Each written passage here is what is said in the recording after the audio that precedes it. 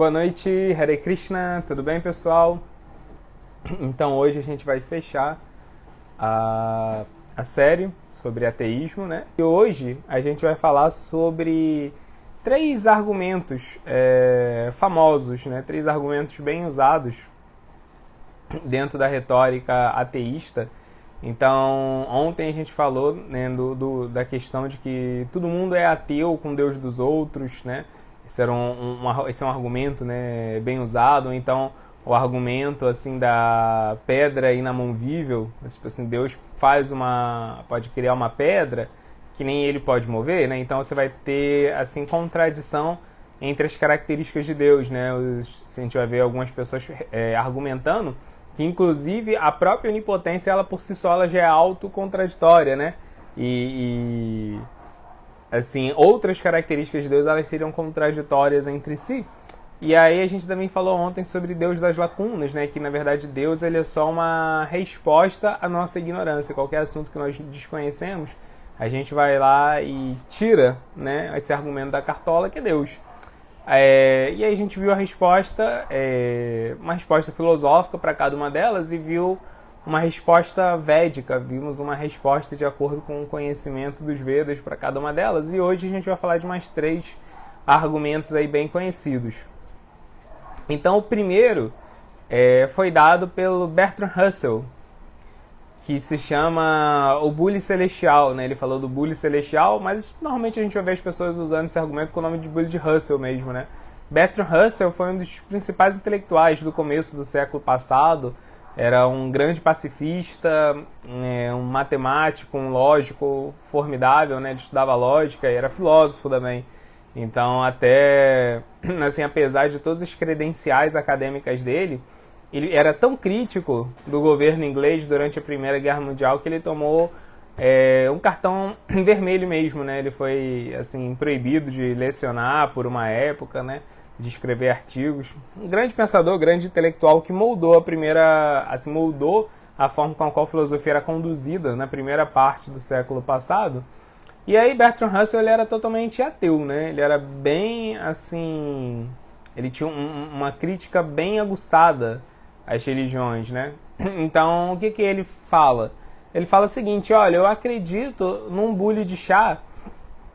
E esse bule de chá, ele tem três características especiais, né? Se eu fosse definir esse bule de chá, ele seria o seguinte: ele seria indestrutível, nada dentro desse mundo pode destruir ele. Segunda característica é que ele é um bule celeste, né? Ele voa.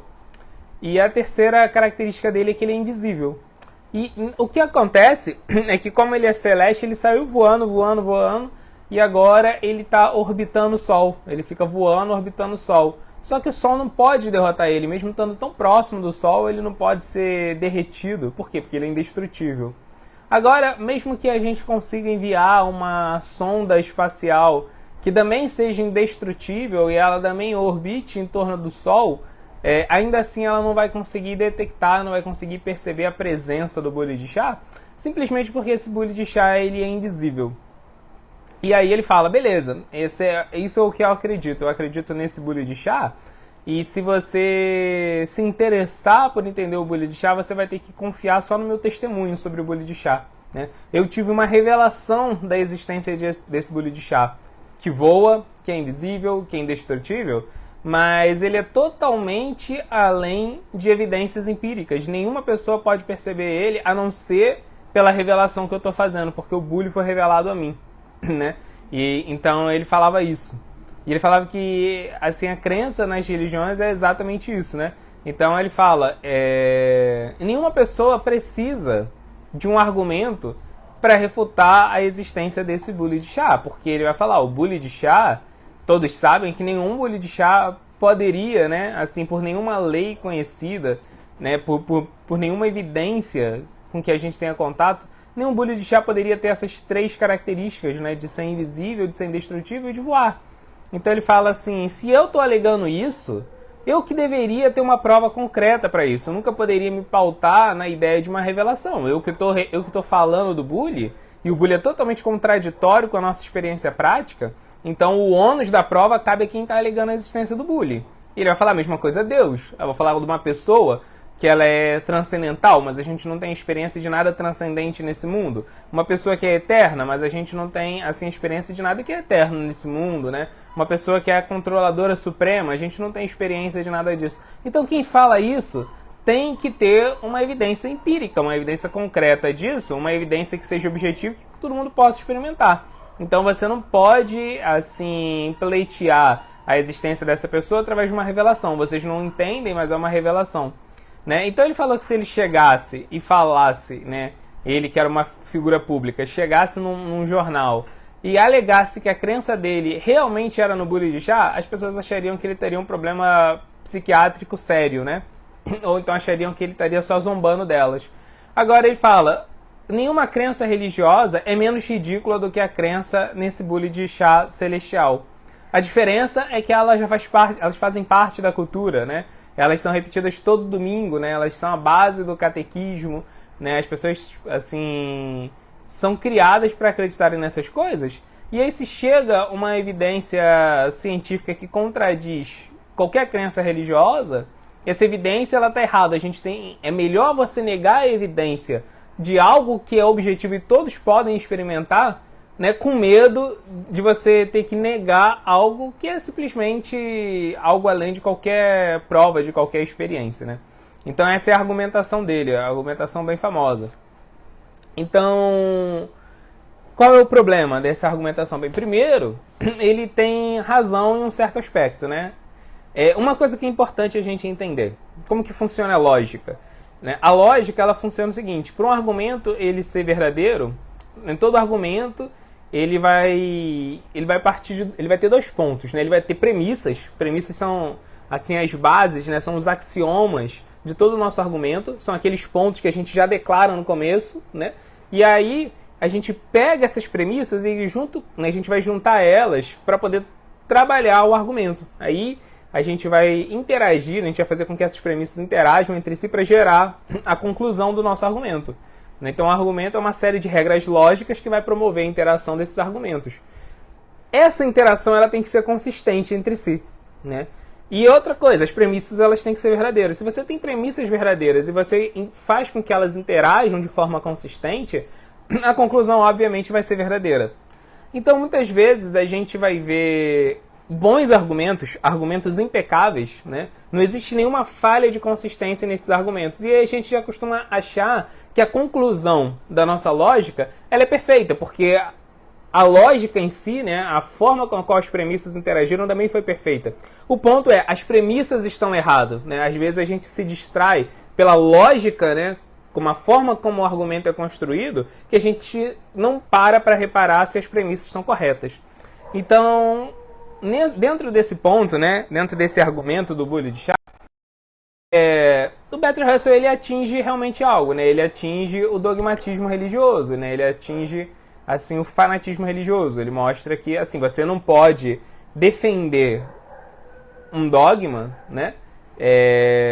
Simplesmente baseado em nada, né? Baseado só no que você acredita ser uma revelação, né? Isso é um dogma, né? Você negar evidências em detrimento de um dogma, isso é algo totalmente errado. E o bule de chá só prova isso. Só prova que não faz o menor sentido você validar dogmas. Agora, a premissa dele é querer comparar Deus e toda a ciência espiritual que existe no mundo a esse tipo de, assim, de assertividade dogmática, né? Você querer afirmar algo baseado só em uma declaração de uma suposta revelação. Mas não é assim que funciona, né? Especialmente nos Vedas, a gente vai ver que os Vedas, a epistemologia, a forma com a qual o conhecimento é construído e validado nos Vedas, né, se baseia em 3 pontos. A epistemologia védica fala que o conhecimento pode ser adquirido através de pratyaksha.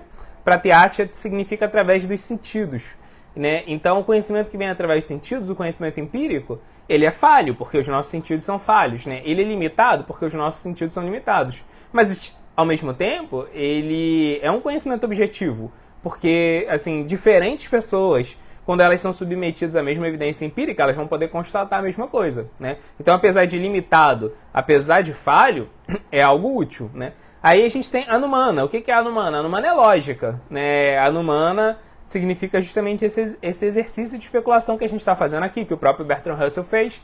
Então, a gente vai criar, né, uma lógica, e essa lógica a gente vai usar premissas para poder construir essa lógica, né? E aí o que tem depois disso? Tem Shabda. Shabda é a revelação, né? Então a revelação significa que alguém que é totalmente perfeito, né? Alguém que vem de fora desse mundo, revela um conhecimento que também por ser de fora desse mundo não é maculado pelas limitações materiais, por isso esse conhecimento ele é perfeito. Ou seja, Deus revela um conhecimento, ou então um representante de Deus revela um conhecimento que é perfeito, né? Então, o ponto seria, se a gente pegasse apenas Shabda, apenas a revelação, e quisesse só ela, se a gente se alienasse completamente de Anumana e de Pratyaksha, isso realmente seria um dogma. Se a gente só pega essa revelação e não raciocina sobre ela, se a gente não tenta validar ela de uma forma objetiva, isso seria um dogma. Então o Bullhe de Shah ia poder realmente ferir o conhecimento védico. Mas não é assim que funciona, né? Os Vedas vão falar que é assim, beleza, você recebeu esse conhecimento, né, transcendental, mas uma vez que você recebeu esse conhecimento, você não pode ter mais dúvidas a respeito dele. Você vai ter que remoer esse conhecimento dentro de você, ruminar ele mesmo, né? Você vai ter que, assim, ver se ele faz sentido, você vai ter que aplicar filtros lógicos, né? Você vai ter que validar a consistência desses argumentos dentro da sua cabeça. Se tiverem questões, se tiverem dúvida, você tem que tirar essas dúvidas. Na Bhagavad Gita, no capítulo 4 da Bhagavad Gita, que é chamado Jnana Yoga, né? Yoga do conhecimento transcendental, quando Krishna fala sobre esse conhecimento transcendental, sobre essa revelação, né, que vem através dos avatares, das manifestações divinas nesse mundo, nesse mesmo capítulo ele fala que você vai precisar de um mestre para poder aprender esse conhecimento e que você tem que tirar todas as dúvidas com esse mestre, né? Então, assim, o conhecimento tem que fazer sentido para você. Você não vai, assim, aplicar uma espécie de lobotomia no seu cérebro, né, e esquecer a parte a sua razão, né? Você não vai abortar sua razão só porque você recebeu uma revelação sagrada. Você vai querer ver se essa revelação faz sentido, e é assim que tem que ser feito, né? A gente tem que aplicar o crivo da lógica na revelação, até mesmo porque essa revelação, ela depois vai ter que mudar o seu comportamento, ela vai ter que mudar a sua vida. E o que acontece? Quando incorporar assim, a transformação filosófica que essa revelação fez em você, você na verdade vai mudar a sua forma de agir nesse mundo e você vai ter uma prática espiritual. E dentro dessa prática espiritual, espera-se que você tenha certos resultados, né? Então a gente vê o conhecimento védico, ele é altamente metodológico, né? Não é algo que você não tem evidências. Você tem evidências. Por exemplo, Vishwanatha Chakravarti, um grande mestre do século XVII, ele escreve o seu livro, Madhurya Kadambini, e lá o que ele vai falar? Ele vai falar as 9 etapas da vida espiritual. Na primeira etapa você vai ter esse e esse obstáculo, você vai fazer isso, isso, isso, e você vai passar para a segunda etapa. Na segunda etapa você vai ter esses obstáculos, essas características, esses sintomas, né? Esses desafios que se você contornar você vai chegar na terceira etapa. Então assim, é tudo muito detalhado, né? E é algo que a gente consegue evidenciar na nossa vida. Poxa, realmente eu estou passando por isso, essas dificuldades estão aparecendo, mas ao mesmo tempo, se eu fizer isso, eu vejo que começa a resolver, né? Então, assim, a gente consegue ter evidências na nossa vida. Essas evidências, a priori, elas não são empíricas. A priori, a gente não consegue perceber elas. Nós não conseguimos chegar nessas conclusões pelo nosso próprio esforço, pelo nosso próprio raciocínio, porque somos limitados, né? Estamos sofrendo as influências limitantes da matéria. Por isso o conhecimento precisa ser revelado para a gente. Mas uma vez que esse conhecimento é revelado para a gente, aí sim a gente pode validar ele, né? Então, depois ele vai ser validado, depois a gente vai experimentar ele. Krishna fala isso no capítulo 9 da Bhagavad Gita, né? Que essa ciência da relação com Deus, ela permite com que você tenha experiência direta, né, com a transcendência. Então, assim, a gente vai ter experiências, não é que não vai ter evidências, vão ter, sim, evidências, né? Então, o Bullhe de Shah, né, o Bullhe de Shah celestial, do Bertrand Russell, ele vai ferir, na verdade, só o dogmatismo religioso. Ele não vai ferir a existência de Deus, né? E ele não vai ferir a possibilidade de uma ciência espiritual. Então, a gente viu, né, essas 3 etapas do conhecimento epistemológico védico, o conhecimento empírico, a lógica e a revelação, né? E a gente viu que a lógica ela precisa de premissas. A lógica ela sempre vai ser imperfeita quando a gente pega, né, assim, premissas que são imperfeitas. Por quê? Porque são premissas empíricas. Mas imagina, se a gente aplica o mesmo processo de lógica, só que ao invés de pegar essas premissas que são empíricas, que são imperfeitas, a gente pega as premissas da revelação. Então a gente vai estar, assim, refletindo em cima de premissas que com certeza são verdadeiras, né? Então, até, assim, o processo de você especular e o processo de você ter percepção direta das coisas é iluminado e é tocado pela revelação, né? Então, os Vedas apresentam esse pacote completo. Embora a revelação seja sempre assim superior e seja sempre completa, né? Ela também pode tornar as outras duas completas, né? Então, o processo védico não descarta o conhecimento que vem através dos sentidos, nem o conhecimento que vem através da razão, só em detrimento da revelação. Então, a gente vê que os Vedas se tornam imunes ao argumento do Bertrand Russell. E esse argumento do Bertrand Russell ele é tão famoso que a gente vai ver ele sendo repetido muitas vezes, né, por outros pensadores com outra roupagem, né? Tem o Carl Sagan, né, por exemplo, que tinha aquele programa Cosmos. Era um dos programas meus preferidos assim, na minha infância, uma das coisas que me motivou a ser cientista. Carl Sagan ele é um ótimo, né, assim, escritor, um ótimo propagador da ciência, e tem um livro dele que é muito bom, que é O Mundo Assombrado por Demônios. É muito bom esse livro. E nesse livro ele faz algumas críticas assim severas, né, à religião, e ele vai lá e ele usa basicamente o mesmo argumento do Bertrand Russell, só que em vez de falar de um bule de chá invisível, ele fala que eu tenho um dragão invisível na minha garagem. Né? E ele fala que se você quiser conhecer um dragão é só você ir na minha garagem. Você não vai ver ele, você não vai ter experiência nenhuma dele, mas eu tô lá, eu sou o seu intercessor, né? Você não vai ter nenhuma evidência, mas eu vou estar te revelando o dragão que só eu tenho acesso. Então é mais ou menos a mesma coisa, né? E também aí tem uma versão bem mais moderna do bule de chá, que é o monstro do espaguete voador, né? Esse tem até uma história mais engraçada assim por trás, que teve uma cidadezinha dessa aí de interior nos Estados Unidos, acho que Dave, né? Que eu não lembro o nome da cidade, acho que era Dave. Dove, acho que era Dove. Era uma cidadezinha dessa aí de interior que aconteceu aquele problema clássico que volta e meia a gente vê acontecendo nos Estados Unidos, que numa escola dessa o pessoal resolveu ensinar criacionismo da mesma forma que ensina a teoria da evolução, como as duas sendo duas teorias científicas. Né? Então, metade do tempo dedicado a esse tópico nas escolas seria dado atenção ao criacionismo bíblico, né? Ainda seria especificamente o criacionismo judaico-cristão, e a outra metade a teoria da evolução das espécies de Darwin. Né? E então assim, o pessoal ficou meio oriçado, porque, poxa, isso não é ciência, isso não deveria estar sendo explicado na aula de ciência, ser explicado em qualquer outra aula, não na de ciência, não rivalizando com a teoria da evolução das espécies, né? O pessoal pensou, e aí teve o Bob Anderson, que era um cara que era um professor, ficou preocupado com isso, e ele manda uma carta para a Secretaria de Educação daquela cidade, né? Falando que ele, na verdade, acredita em outra crença. Ele tem uma crença, essa crença criacionista é no monstro do espaguete voador. Qual que é desse monstro do espaguete voador? Ele é um monstro, né, feito de espaguete e almôndegas, que criou todo o universo com seus tentáculos dele macarrônicos, né? Ele fala isso, os tentáculos macarrônicos são a fonte de todo o poder dele. E ele criou esse mundo há 6.000 anos atrás. E como ele queria testar a fé, a devoção dos seus devotos, ele espalhou muitas provas assim no mundo de que o mundo é muito mais antigo. Então tá cheio de fóssil no mundo, né? E quando você vai lá e descobre um fóssil, você fala, caramba, o mundo é bem antigo, porque só esse ser aqui viveu há centenas de milhares de anos atrás, né? Então, na verdade, não foi nada disso. Na verdade, o fóssil foi uma prova plantada pelo monstro do espaguete voador para desencaminhar as pessoas que não têm fé nele, que não acreditam que o mundo tem só 6.000 anos. Aí você vai lá e faz um teste, né? Uma datação de carbono 14 no fóssil ou em qualquer outro tipo de objeto que você encontra num sítio arqueológico.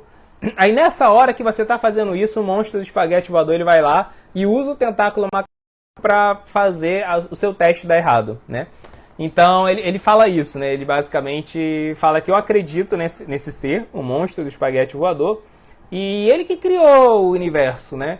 E se vocês não acreditam nele, se na verdade vocês nem conhecem essa é uma crença nele chamado pastafarianismo, né? Ele faz uma brincadeira com Rastafari, só que ele chama de pastafari, porque é pasta, né? Por causa do macarrão, né? Pasta é massa, né? Então, assim, pastafarianismo, e ele fala o seguinte, na verdade, o monstro do espaguete voador, ele se revelou, né, para um pirata, porque os profetas do monstro do espaguete voador são todos piratas. Então ele se revelou para o Capitão Mosey, foi o nosso grande profeta, e ele deu para ele os 10 condimentos, né? Em vez de ser os 10 mandamentos, são os 10 condimentos. E aí o Capitão Mosey acabou perdendo 2, a gente tem os 8 condimentos, nós seguimos eles, né? A gente segue esses 8 condimentos. E outra coisa é que vocês vão ter que falar sobre essa minha crença, porque vocês vão falar do cristianismo. O cristianismo, por que vocês aceitam ele? Porque tem muitos adeptos no mundo todo. O pastafarianismo não tem muitos adeptos, só que nós somos discretos, a gente só não sai por aí proclamando, né, a nossa crença, mas também tem muitos pastafarianistas aí pelo mundo, né? Ele falou, se você não quiser ensinar minha crença na escola, eu vou ser obrigado a entrar com uma ação contra vocês, porque vocês vão estar sendo preconceituosa. Minha crença é uma crença válida, né? E aí ele fala o seguinte, só que vocês vão ter que ensinar, só que o monstro do espaguete voador só deixa a gente falar o nome dele se a gente tiver vestido de pirata. Então todos os professores vão ter que se vestir de pirata quando eles forem falar do pastafarianismo. E outra coisa, o pastafarianismo eu acho que tem que ser 1/3 do tempo, né? 1/3 é teoria da evolução do Darwin, 1/3 tem que ser pastafarianismo e 1/3 criacionismo bíblico, né? E ele fala, os piratas, né, esses piratas que são os profetas do monstro espaguete voador, eles que protegem o mundo do aquecimento global. E aí ele mostra um gráfico. Olha aqui as evidências de como minha fé é verdadeira. E ele vai mostrando nesse gráfico que quando foi diminuindo a quantidade de piratas no mundo foi quando foi aumentando o aquecimento global, né? Inclusive é muito engraçado que ele fala nessa carta que os inimigos dos piratas são os Hare Krishnas, né? Ele fala que os Hare Krishnas destruíram os piratas e por causa disso o aquecimento global começou no mundo. Então ele fala que os Hare Krishnas vão destruir o mundo. É engraçado, né? Ele fala isso. Então basicamente é isso, né? Entenderam assim o ponto dele. Foi falar que assim a crença no espaguete voador é igual a crença, qualquer outra crença criacionista, né? Inclusive depois disso começaram igrejas do pastafarianismo, né? O símbolo deles é um escorredor de macarrão na cabeça. E aí a gente sabe que foto do documento, né, o documento oficial da maior parte dos países, pelo menos ocidentais, você não pode ter nada, né, nenhum ornamento, a não ser que seja religioso. Aí você pode alegar isso. E os pastafarianistas, eles alegam, olha só, eu tenho uma religião aqui que é verdadeira, né? E tem igrejas pastafarianistas, né? Eles realizam casamentos e tudo, né? Então, a gente vê que tem muitos pastafarianistas que conseguiram licença para botar o escorredor de macarrão na cabeça, na foto da identidade, da habilitação de motorista. E aí, o monstro do espaguete voador é basicamente o bully de chá de Russell, de novo, né? Porque o pastafarianismo não tem nenhum sadhana, nenhum processo que vai permitir você ter um contato direto com o monstro de espaguete voador, né? Não tem japa, não tem um sadhana, assim, não tem, siga esse processo dessa forma, você vai experimentar, né? Assim, que Deus vai estar se comunicando com você dessa forma, de uma forma racional, inteligível. Não tem essa descrição, então não se iguala. Agora, o monstro do espaguete voador, ele é interessante porque, além de ser uma nova versão muito mais caprichada, né, muito mais engraçada e que gerou muito mais repercussão social do bully de chá de Russell, ele também levanta outro ponto, né, que é a ideia de que ciência e fé são duas coisas que não se bicam, que não se misturam, né? O que a gente sabe que também é uma falácia, né? Normalmente quando o pessoal fala disso, o pessoal sempre volta lá no caso de Galileu Galilei, né, na época da Inquisição. Então, assim, tinha-se, né, um modelo geocêntrico, né, que os planetas e o Sol orbitavam em torno da Terra, e Galileu veio com a ideia heliocêntrica, né, de que, na verdade, dentro do nosso sistema galáctico, são os planetas que orbitam em torno do Sol. Então, aí a Inquisição foi lá e não deixou ele fazer o progresso da ciência, né? A Inquisição acusou ele, essa é uma história que sempre se conta, né? E é um típico exagero, não é verdade, né? O que aconteceu foi o seguinte, tinha-se mesmo, né, nessa época lá o modelo ptolomaico, que era geocêntrico, que era o mais aceito, e aí começaram a aparecer umas pessoas que começaram a falar de heliocentrismo, e Galileu nem foi o primeiro, né? E o que acontece é que Galileu ele chega e dá uma prova concreta, né, assim, da existência do modelo heliocêntrico. E a igreja, que patrocinava a pesquisa, inclusive patrocinava a pesquisa do Galileu, chegou e falou o seguinte, olha, peraí, vamos analisar isso aqui. E tinha erros lógicos, tinha erros de demonstração, né? Tinha erros físicos, né? Assim, dentro da demonstração de Galileu, ela não era correta. Então eles falaram, cara, para de falar que isso aí que você fez é uma hipótese com erros, trabalha nela. Mas Galileu, ele se recusou. Ele começa a falar que o que ele tinha em mãos era algo totalmente concreto. Né? E ele começa a zombar, ele começa a fazer peças de teatro zombando da igreja, ele zomba publicamente da igreja, e, pô, era Inquisição, né? Era muito difícil que não desse ruim. Mas mesmo assim não deu tão ruim quanto a gente vai ver o pessoal falando por aí. O que aconteceu foi o seguinte, né? A igreja forçou ele a reconhecer que a obra dele não era totalmente correta, na verdade era só uma hipótese, que ele não podia falar que aquilo era uma conclusão final. Mas ele pôde continuar fazendo os estudos dele em casa, inclusive ele era amigo do Papa da época, e o Papa manda entregar livros para ele, todos os livros que ele quisesse, continua bancando a pesquisa dele, né? Ele fica só em prisão domiciliar. Então, logo depois, quando Kepler aparece com provas, né, um pouco depois, né, quando Kepler vem com provas concretas, mesmo que o modelo geocêntrico era furado, o modelo heliocêntrico era melhor, a igreja aceita na hora, né? Então, assim, o problema ali não foi, assim, dogmatismo religioso. O problema ali foi simplesmente que o Galileu, ele quis dar uma carteirada na comunidade de intelectuais da época sem ter um argumento que era forte o suficiente, né? E não estou querendo passar pano para a Inquisição, que obviamente fez muitas coisas erradas, nem passar pano para as religiões de uma forma geral, que muitas vezes, sim, tem todo tipo de negacionismo científico. Né? Mas isso se deve a fenômenos sociais. A gente vai ver negacionismo científico partindo de pessoas que também nem são tão profundamente religiosas, né? E a gente vai ver também cientistas que são profundamente teístas, né? A gente vai ver grandes avanços na ciência que vieram justamente de religiões, vieram de teístas, patrocinados assim por líderes religiosos, né? A própria igreja, ela começou as primeiras universidades, né, no mundo ocidental, todas começaram com o patrocínio ou da Igreja Católica ou dos líderes islâmicos, né? Estatística, por exemplo, que é uma disciplina muito importante, ainda mais no mundo contemporâneo, ela foi totalmente patrocinada no seu começo pela Igreja Católica, né? E a cultura védica também promoveu muitos progressos científicos, né? A matemática, que é a linguagem por excelência usada nas ciências exatas, né? A matemática, ela teve avanços diretos, né, na cultura védica, e não foi acidentalmente na cultura védica, foram avanços que foram inspirados por pontos, por conceitos teológicos. Né? Por exemplo, a ideia de infinito ou a ideia de zero são abstrações muito sofisticadas que elas vieram da teologia. Elas apareceram primeiro na teologia para depois ir para a matemática, né? Então, a gente até mesmo falou nessa semana, nem lembro direito qual o contexto, mas a gente falou, né, que 91% dos ganhadores do Nobel em ciência são teístas, são religiosos praticantes, né? Então, isso é furada, né? Mas é um outro argumento que se dá e que é totalmente baseado em ignorância. É um argumento baseado justamente na ignorância da história da ciência, né? Quem estudar um pouco de história da ciência vai ver que, na verdade, esse choque ele foi algo típico do final do século XIX e começo do século XX, né? Aí teve realmente uma ruptura. A gente vê os pensadores do final do século XIX, Nietzsche, né? E no começo do século XX, o Ciclo de Viena, essa galera, né? O Bertrand Russell, depois o Sartre. Eles eram realmente cismados assim, com religião. Eram pensadores que eram ateus, né? E eles vão vir com essa falsa retórica de que, na sua essência, a fé ela é um obstáculo para o progresso científico, né?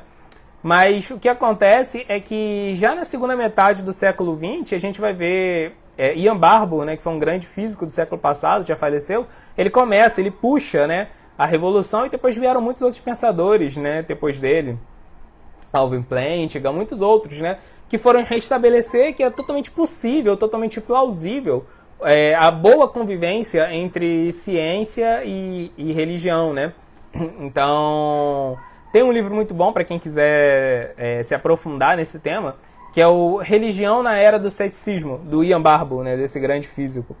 Então, é isso, né? Na verdade, não tem nenhuma substância histórica, não dá para aprovar isso dentro de nenhuma uma compreensão mais profunda mesmo de como aconteceu a história da ciência, né? Então, beleza. E o argumento que muita gente vai usar, e é um argumento realmente que tem um apelo emocional, além de ter uma lógica, tem um apelo emocional, que é o problema do mal. Né? Qual que é o problema do mal? O problema do mal é o seguinte, né? Deus, ele é onipotente, ele pode fazer qualquer coisa. Né? Ao mesmo tempo, ele é todo bondoso, todo misericordioso, então ele não quer ver ninguém sofrer, ele quer o bem de todo mundo. Mas existe mal no mundo, né? A gente vai ver que tem crianças assim sendo espancadas, abusadas, sem nenhuma chance de defesa, né? Tem pessoas assim apodrecendo em miséria, né? Tem pessoas passando por situações extremamente dolorosas, né? Então a gente vê que isso parece entrar em contradição com a onipotência divina, né? Então Deus está vendo todo esse mal no mundo e ele não tem poder para mudar isso. Deus não poderia criar um mundo sem o mal, né? A gente fala o mal serve para nos... Mas aí Deus não poderia criar um mundo que a gente aprendesse de uma forma mais tranquila, mais suave, sem precisar de algo tão violento. E aí a gente vai falar que o mal desse mundo, ele não toca Deus. Né? Então Deus, ele acaba sendo meio sádico. Então o pessoal vai pensar, poxa, ele cria o mal para, de certa forma, nos educar, né? O mal pode ter um caráter pedagógico, né? O mal existe para nos educar, mas ele mesmo nunca passou pelo mal, então, né, por que ele cria algo que não afeta ele? Ele não está sendo justo, né? E ele nos cria limitados e suscetíveis à influência do mal, né? E ele nos cria com tendências maléficas também, né? Então, assim, não existiria necessidade do mal se a gente não fosse criado corruptível.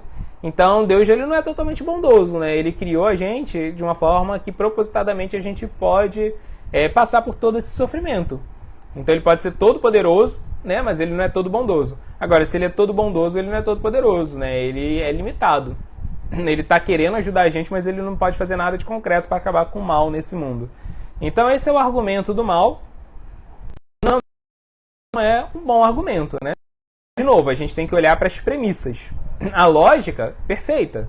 Mas, de novo, a gente tem que olhar para as premissas, né? Então, antes da gente ir para a visão védica, o que acontece, né? Isso era um problema do mal, é um problema que deixa a galera arrepiada há muito tempo, né? E aí a gente vai ver vários teólogos dando respostas para o problema do mal, né? A gente vai ver Tomás de Aquino, Santo Agostinho, todos eles tentando dar respostas para o problema do mal. Respostas assim... meio incompletas, né? Eles tentam, mas assim, existem falhas lógicas nas respostas dele.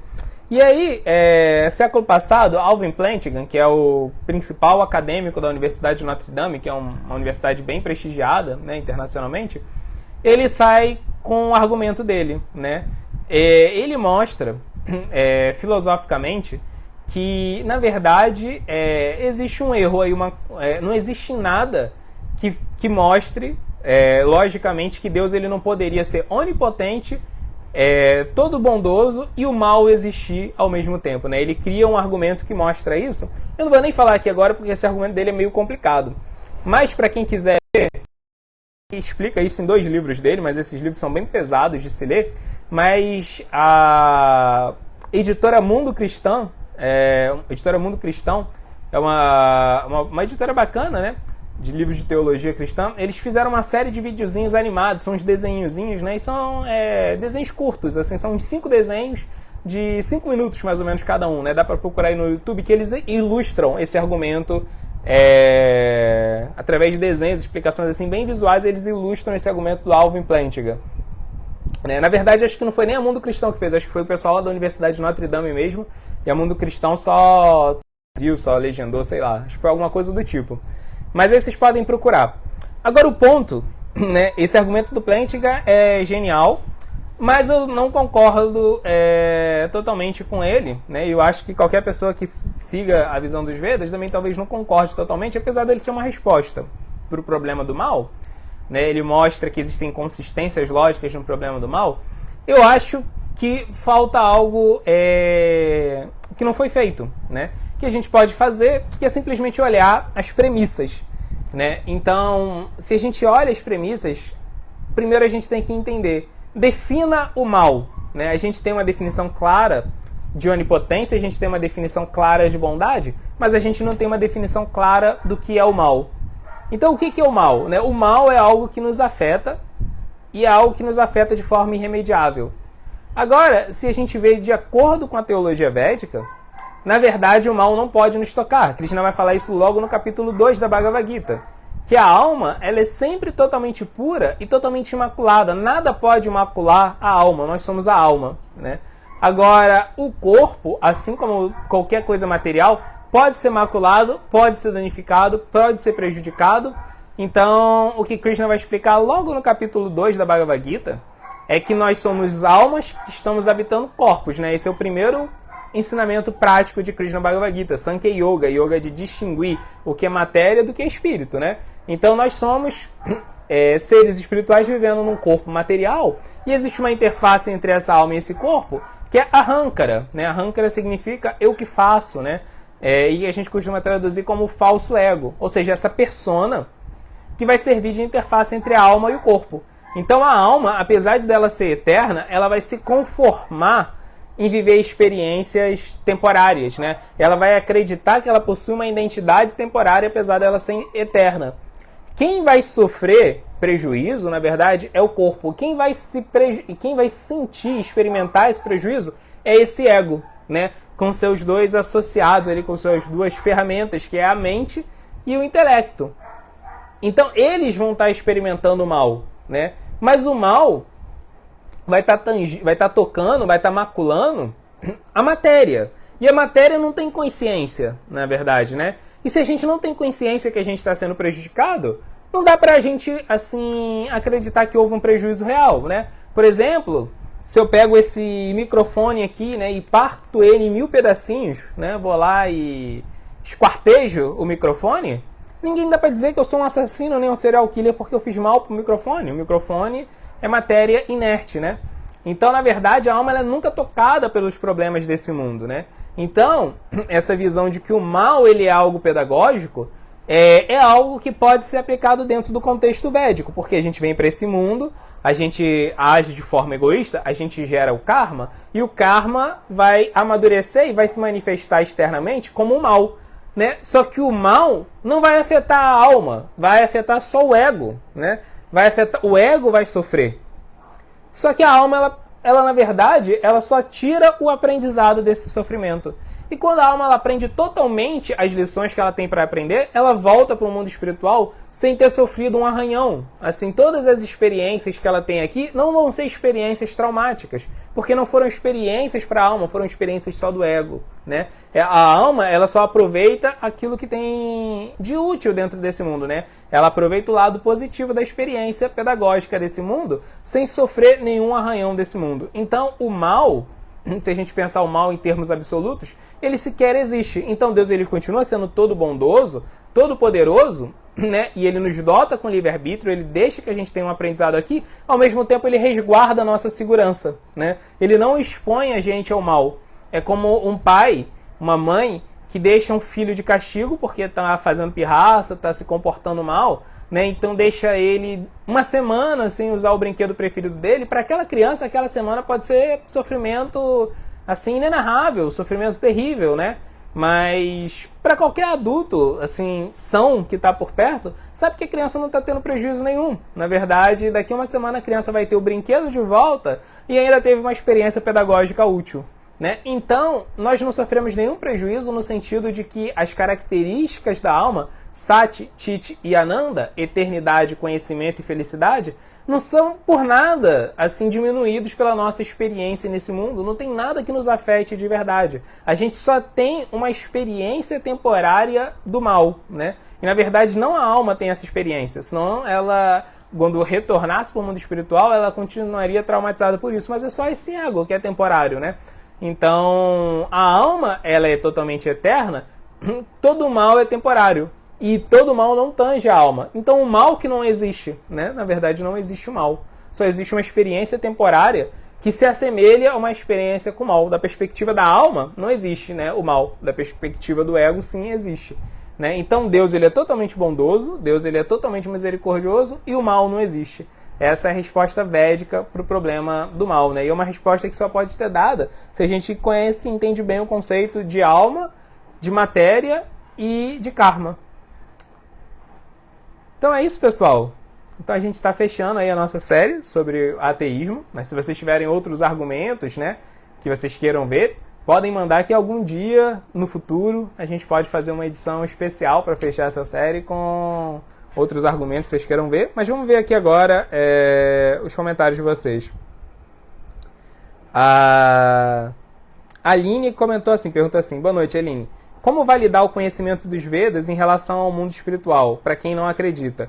Algumas pessoas acham que é fantasia só porque não está ao alcance da mente humana e por isso desvalidam.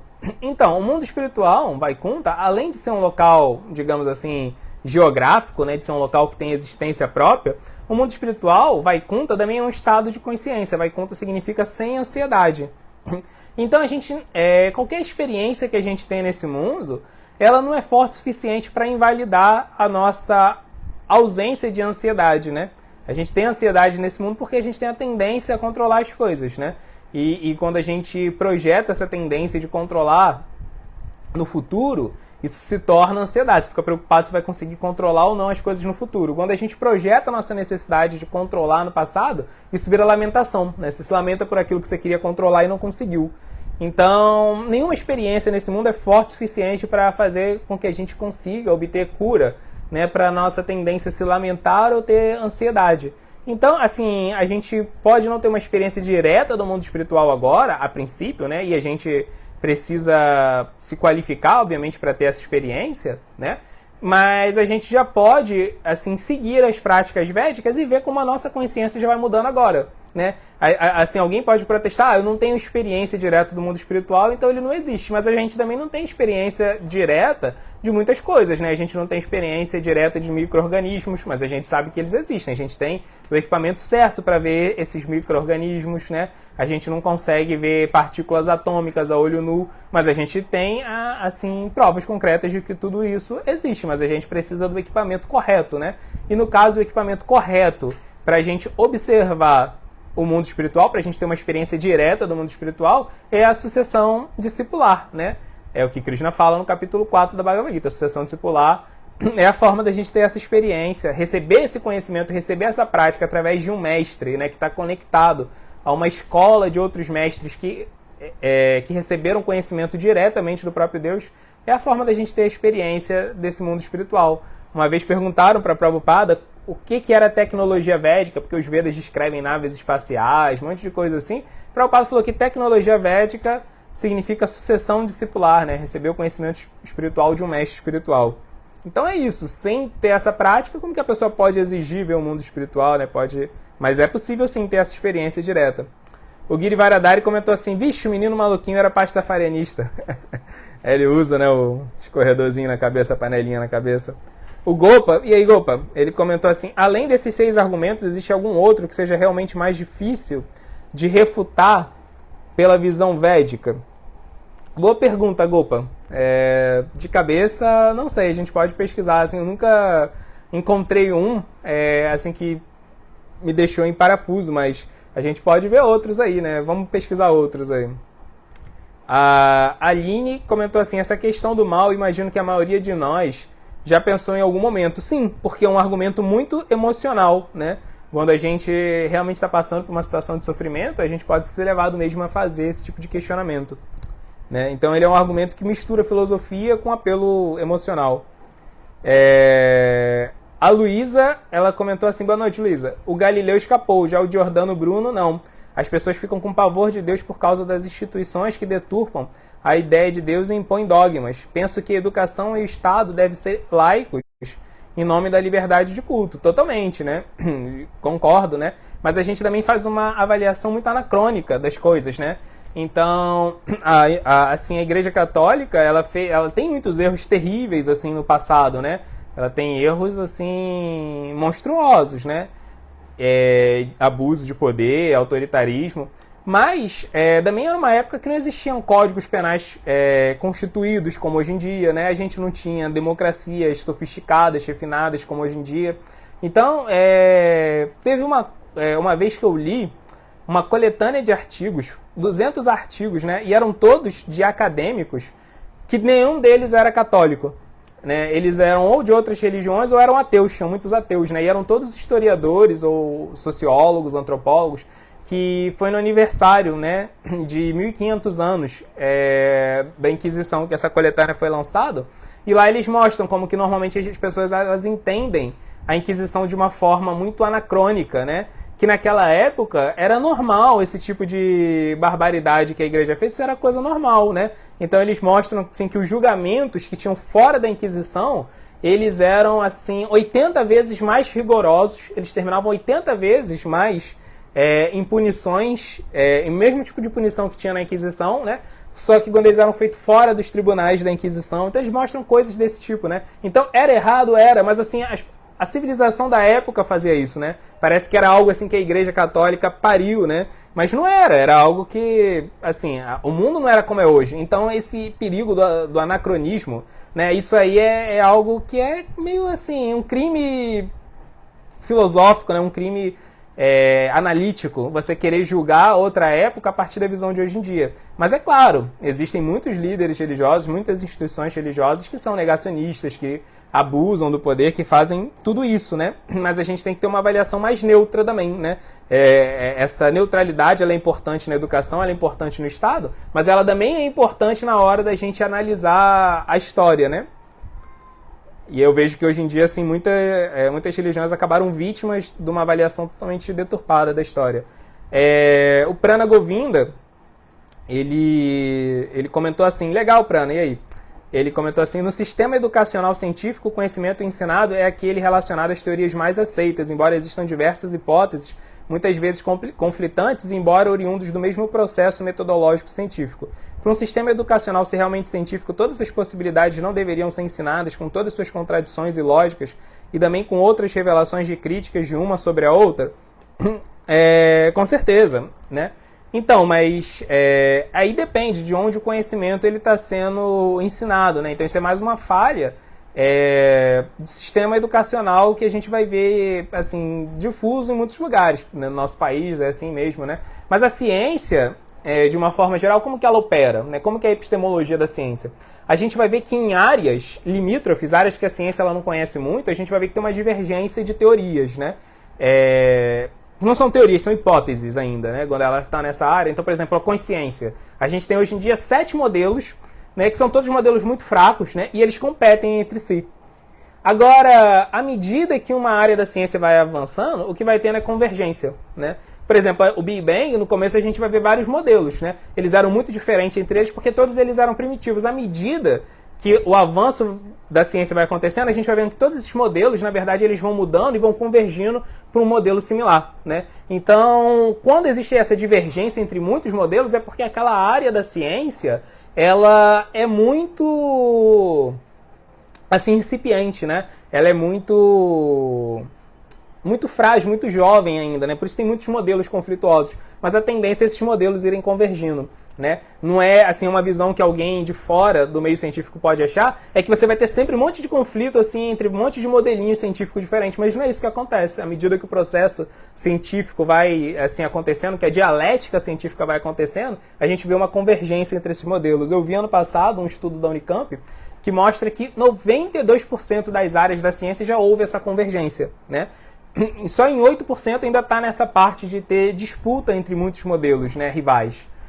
Mas com certeza, nessas áreas que tem essa disputa, é muito interessante a gente ver, né, é honesto intelectualmente a gente ver essa variedade, essa diversidade de modelos que estão competindo.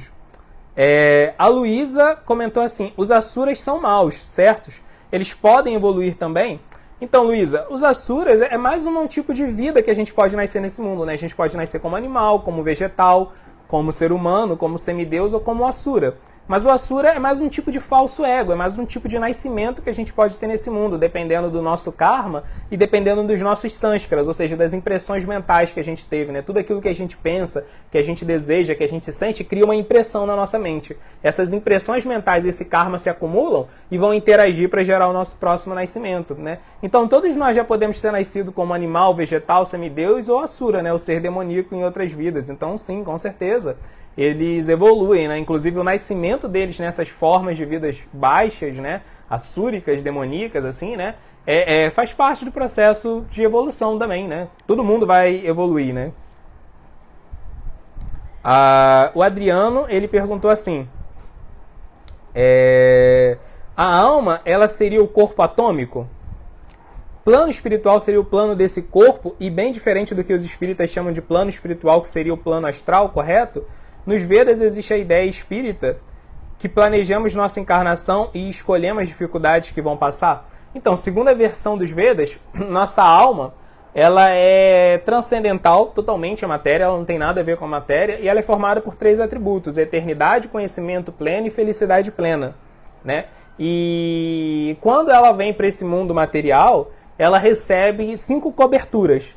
Uma é esse corpo biológico que nós temos, a outra é o corpo prânico, que é um corpo energético, o outro é o corpo mental, nossa mente, né, que é esse corpo sutil, esse corpo psíquico formado pela nossa parte emocional, nossos pensamentos, nossos sentimentos, desejos, né, emoções. Tem o nosso corpo intelectual, que é a nossa capacidade de discernir, de fazer escolhas, e tem o nosso corpo egóico, né, o nosso ego material, que é o ego, é a persona que a gente vai assumir em cada vida, né? Então, cada vida a gente tem um ego material. O ego, na verdade, ele vai fazer com que a gente acredite que somos seres materiais, apesar de sermos seres espirituais. Então, a alma, ela, na verdade, ela tem um corpo. Na verdade, ela né? Não é que a alma tem um corpo. A alma, ela tem uma personalidade espiritual, ela tem seu próprio corpo espiritual, que é chamado de Siddhadeha. Siddhadeha significa o corpo perfeito, né? Então, no mundo espiritual, existe forma, existe diversidade, só que tudo lá é transcendental, imaculado, né? Então, a realidade material, ela é feita à imagem e semelhança da realidade espiritual. Tudo que tem nesse mundo tem lá de forma perfeita no mundo espiritual. E lá, seres espirituais usam seus corpos espirituais para interagirem entre si, interagirem com Deus de forma totalmente pura, amorosa, né? E dentro desse mundo, a alma espiritual, ela fica coberta por essas 5 coberturas, né? Então, o que acontece é que não somos nós que julgamos para determinar o nosso próximo nascimento, né, segundo a visão dos Vedas. Quem vai fazer isso é um semideus específico, que é Yamaraj, o semideus da morte. E ele vai fazer isso baseado no nosso karma e baseado nos nossos sânskaras, baseado nas impressões mentais que nós adquirimos, né? Isso vai propiciar o nosso próximo nascimento. Porque os nossos sânskaras, os nossos pensamentos revelam a nossa psicologia atual. E as nossas ações, né, vão refletir no nosso karma. Nossas ações também refletem a nossa psicologia atual. Então, já que a vida nesse mundo, ela serve para a gente abandonar as tendências egoístas e abraçar a verdadeira natureza da alma, que é servir, né, servir a Deus e servir aos outros, então esse mundo ele tem que criar experiências nesse sentido, que purgue o nosso egoísmo, que faça a gente se apegar ao espírito de serviço, né? Então, nada mais natural que a nossa próxima vida seja uma resposta direta ao tipo de egoísmo que a gente cultivou nessa vida agora, né? E como você mesmo apontou aí, realmente existe um plano sutil, um plano de existência sutil, onde existem seres mais elevados do que a gente, né? Habitando, mas isso não é o mundo espiritual. Então esse plano onde vivem semideuses, né? Esse plano astral, né? Como você falou, os espíritas falam do plano astral, realmente não é o mundo espiritual. Existe sim um plano sutil, né? Tem uma região que os Vedas chamam de Pitriloka, que é a região dos antepassados, né?